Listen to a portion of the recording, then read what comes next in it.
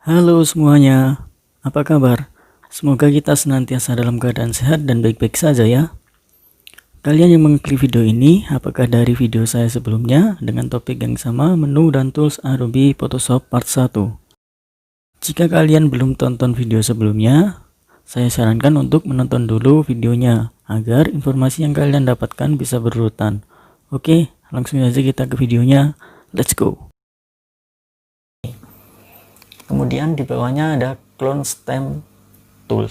Clone Stamp Tool ini fungsinya hampir sama dengan Help Brush Tool tadi, yaitu untuk memanipulasi gambar, untuk menyempurnakan gambar. Kalau di Healing Brush Tool ini tadi untuk memadukan dengan warna terdekatnya di sampingnya, sedangkan untuk clone ini kita ambil dari suatu titik, itu enggak mesti di dekatnya, biarpun itu beda titik, beda objek, itu dengan tool ini nanti warnanya akan bisa sama. Kita cloningkan, kita ambil, kita clone, kita stempelkan, begitu kira-kira. Kemudian di sini ada History Brush Tool. History Brush Tool ini adalah catatan semua dari brush yang kita aplikasikan ke sebuah layer atau objek. Jadi di sini kita bisa melihat apa saja brush mungkin kita akan nanti delete atau akan kita hilangkan, bisa dengan menggunakan ini.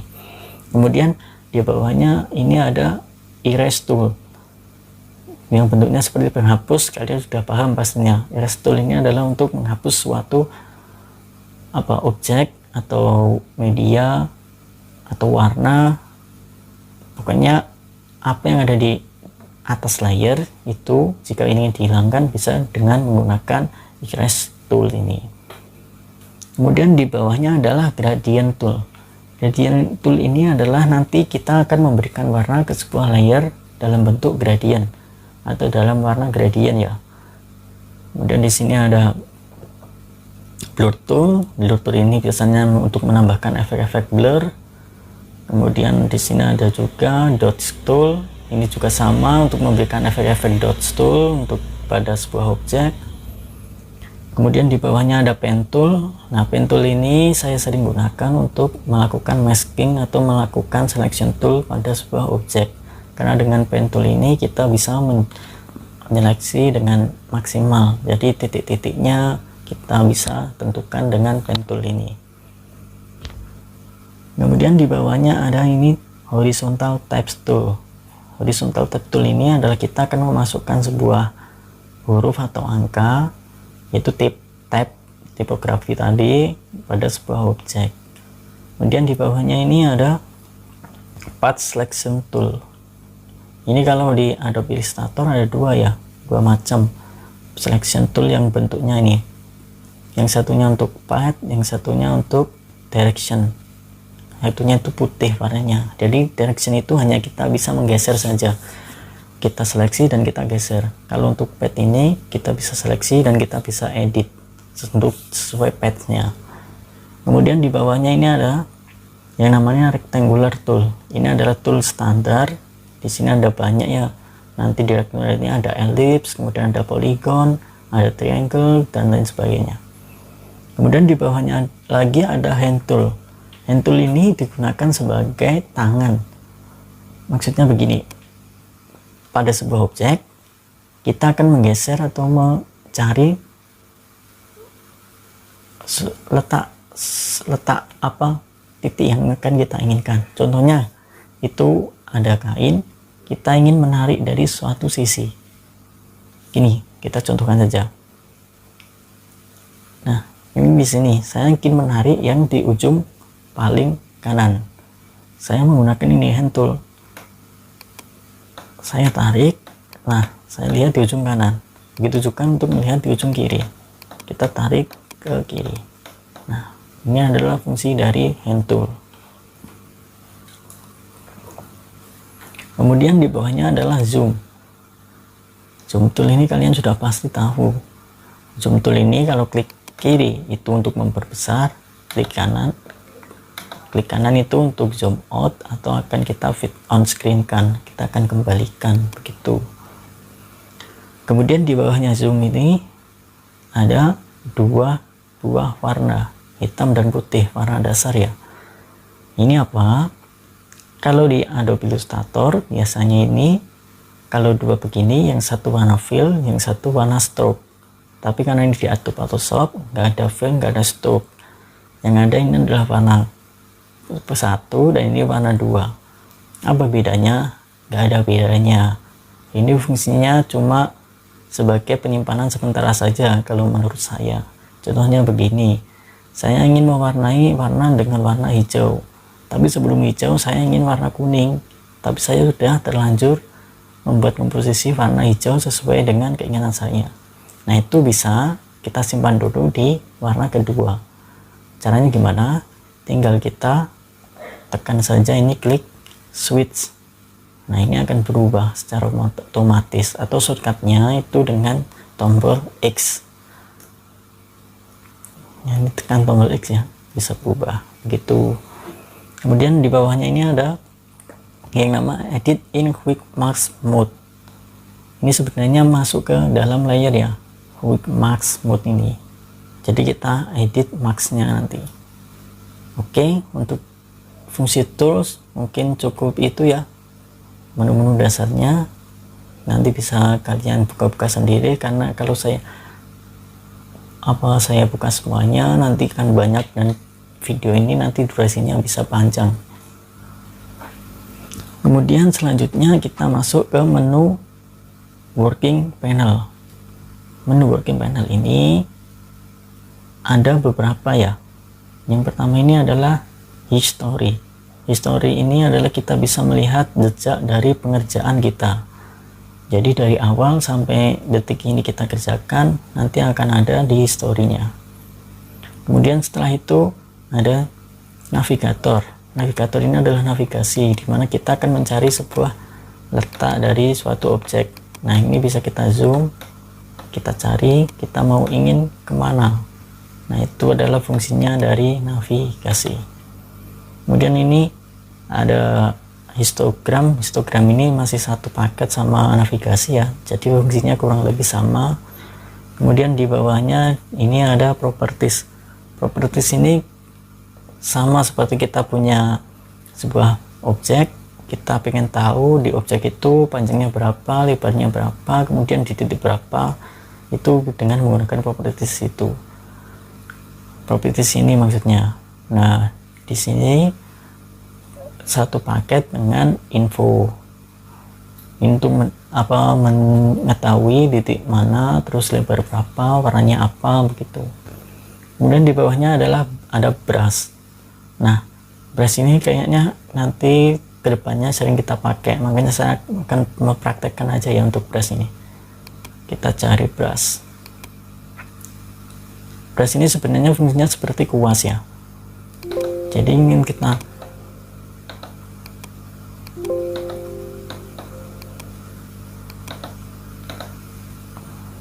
layarnya belum kita klik, jadi ingin kita berikan warna. Nah, ini fungsi dari brush. Di sini pun ada macam-macam banyak ya, dari style-stylenya, efek-efeknya, dan lainnya itu banyak. Nah, ini mungkin bisa memberikan efek lain ya dari brush ini. Nah, ini nanti akan kita gunakan sering-sering dalam pengeditan ya, brush. Kemudian setelah itu ada yang namanya brush preset. Nah, ini sama, kita untuk memilih ya brushnya. Mungkin kita akan cari warna yang gimana, efek hujan kah atau efek apakah, itu dengan menggunakan brush ini. Kemudian selanjutnya di sini ada color. Color ini otomatis nge-link berhubungan dengan yang ada di sini. Jadi apa yang kita lakukan di sini itu otomatis akan balik ke sini. Kemudian yang akan kita lakukan di sini juga akan berpengaruh terhadap yang di sini. Contoh, kita ganti warna hitamnya menjadi warna merah. Secara otomatis di sini juga berubah menjadi warna merah. Selanjutnya juga kalau kita balik, yang putih ini kita ganti hitam, otomatis di sini juga berwarna hitam. Jadi begitu ya fungsi dari color ini. Kalau untuk swatch, ini adalah warna-warna yang sudah pasti. Kalian sudah tahu lah, ini di editor-editor aplikasi editor apapun ada yang namanya swatches ini. Kemudian selanjutnya di sini ada adjustment. Adjustment ini biasanya kita untuk merubah sebuah kontras. Ada kontras, level, curves, kemudian exposure, vibrance, color lookup, channel, dan lain-lain. Ini biasanya kita menggunakan untuk memberikan efek terhadap layer ya, bukan terhadap kontras tapi terhadap layer. Kemudian di situ ada style juga. Style ini nanti juga akan berpengaruh terhadap layer. Contohnya seperti ini, seperti ini. Nah, itu adalah dari style. Kemudian setelah itu di bawahnya ini ada layer. Nah, ini yang disebut dengan panel layer. Jadi panel layer ini juga masuk ke dalam golongan working layer. Nah, layer panel ini di sini ada kind. Kind ini adalah untuk kita mencari ya, ataukah kita cari nama, efek, mood, attribute ataupun warna. Kemudian di sebelahnya di sini ada gambar picture, di mana ini adalah kita untuk memfilter full picture layer. Dan selanjutnya ini ada juga ini namanya filter for adjustment layer.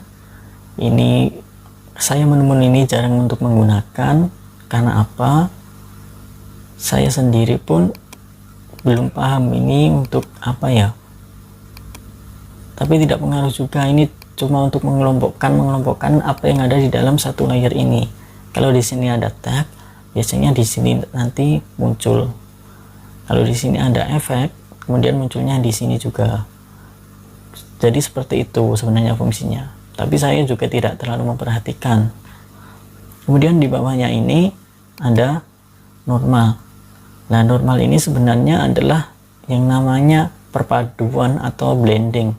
Di sini semua blending ada dissolve, darken, multiply, screen. Kalian paham lah kalau kalian suka mengedit sebuah video, membuat di handphone atau dimanapun, blending ini pasti kalian sudah pernah menggunakan. Blending ini menyatukan ya, memadukan, namanya di blending, dipadukan, disatukan. Kemudian di sebelahnya ada opacity. Opacity ini adalah tingkat keburaman atau tingkat kecerahan, keputaran ya. Semakin 100 nilai opacity-nya maka dia semakin nyata. Kalau dia turun maka dia semakin memudar atau semakin hilang opacity-nya. Kemudian fill ini adalah warna. Kalau opacity tadi bisa menghilangkan, kalau fill ini juga bisa menghilangkan, tapi dia menghilangkan sesuai warnanya, bukan karena opacity atau kepudarannya. Kemudian di bawahnya ini ada yang namanya lock, bisa di lock ya, lock transparent pixel, lock image pixel, atau lock all. Itu bisa dengan menggunakan lock ini. Fungsi lock ini adalah supaya media layer kita yang kita seleksi ini tidak tergeser-geser apabila kita ingin menggeser layer yang lainnya. Kemudian di bawahnya ini ada yang namanya link. Link layer ini biasanya digunakan untuk menghubungkan satu layer dengan layer lainnya. Biasanya ini satu layer saya hubungkan dengan 3 atau 4 layer. Jadi 4 layer setelahnya ini berpengaruh terhadap layer pertama ini, begitu. Kemudian selanjutnya ini adalah efek. Efek ini ada drop shadow, outer pattern, gradient, color, overlay, satin, inner shadow, inner glow, stroke, bevel, emboss, blending option. Nah, ini adalah semuanya efek. Jadi kalian bisa menggunakan efek ini jika kalian menghendaki suatu kesan atau suatu bentuk yang ya pokoknya dengan di efek, harapannya nanti kalian bisa menjadi gambar yang lebih nyata gitu ya, lebih 3D atau lebih artistik gitu. Tidak bisa dijelaskan karena ini efek ini sesuai kebutuhan dalam kita mendesain nanti ya. Kalian nanti bisa coba-coba sendiri saja. Kemudian di sebelahnya di sini ada yang namanya add layer mask. Add layer mask ini adalah layer satu track layer itu bisa diisi beberapa layer, itu namanya layer mask, yaitu ditambahkan layer-layer di belakangnya. Nah, dari layer mask ini biasanya nanti kita bisa untuk ya mengelingkan ini ya, melingkan. Jadi untuk layer mask ini menambah layer di belakang layer utama gitu. Kemudian di sebelahnya lagi ada crew new fill or adjustment layer. Nah, saya sudah singgung di atas tadi, adjustment ini selain di sini juga ada di panel layer. Selain adjustment, di sini juga ada solid, gradient, pattern. Di sini lengkap. Saya biasanya menggunakan menu atau tools dari sini ya, dari panel layer ini, daripada membuka satu-satu dari adjustment ataupun gradient, solid color dari tadi yang layer tadi. Saya biasanya menggunakan di sini karena semuanya masuk, bisa langsung diakses dari sini. Ada solid color, kita bisa memasukkan warna di dalam satu layer secara penuh. Kemudian ada gradient, kita menggradasi layer sesuai warna. Kemudian pattern, kita masukkan pattern ke layer. Dictant contrast, level cross exposure, ini biasanya untuk nanti pencahayaan atau memadukan agar tidak belang, agar soft lah perpaduannya. Kemudian vibrance, saturation, ini semuanya efek semua bisa digunakan untuk mempercantik gambar kita nanti juga. Kemudian sebelahnya ini adalah ada grouping, create new group. Nah, group ini adalah kita gunakan untuk mengelompokkan dari layer-layer. Misalnya kita mempunyai banyak layer, gak mungkin kita nanti akan membuka satu persatu layer untuk mencari atau mengedit ya, itu nanti kelamaan. Nah, kita grouping. Semisal saya menggambar satu buah baju, di situ ada desain baju, ada desain sablon atau desain tulisannya. Nah, itu saya grouping menjadi dua. Saat saya akan mengedit tulisannya, kita langsung buka saja dari grouping dari tulisannya, tidak usah membuka layer dari bajunya. Sekalian saya jelaskan create new layer ini ya, untuk menambahkan layer baru di panel layer. Nah, jika kalian ingin menghapus sebuah layer, kalian bisa menekan ini. Kita klik layernya, kemudian kita tekan tong sampah atau tombol sampah ini. Nah, begitu ya. Mungkin itu aja menu-menu yang ada dan toolsnya di Adobe Photoshop. Nah, bagaimana bro? Paham atau hampa? Kalian tidak perlu hafal. Kalian cukup pahami saja tentang menu dan tools-tools yang ada di Adobe Photoshop ini. Jika kalian belum paham, silahkan play ulang video ini sambil kalian catat. Dan setelah itu, kalian coba praktekkan apa sih kegunaan dari efek ini, kemudian yang ini bagaimana, nanti lama-lama kalian paham apa yang kalian gunakan dalam membuat sebuah desain atau mengedit gambar. Seperti biasa, jika kalian suka dengan video ini, silahkan tekan tombol like. Dan jika kalian merasa video ini bermanfaat, silahkan tekan tombol share supaya video ini juga bermanfaat buat teman-teman kita yang lain. Apabila kalian mempunyai kritik, saran, dan masukan untuk perkembangan channel ini, dan juga kalian punya pertanyaan tentang apa yang saya sampaikan tadi, silahkan tinggalkan di kolom komentar. Dan yang paling penting, buat kalian yang belum subscribe channel ini, silahkan subscribe dulu channel ini dan nyalakan notifikasinya supaya kalian tidak ketinggalan dan diberitahu oleh YouTube bahwa saya sudah mengupload video yang terbaru selanjutnya. Sekian, Guru Yusuf pamit. Wassalamualaikum warahmatullahi wabarakatuh. Salam kreativitas.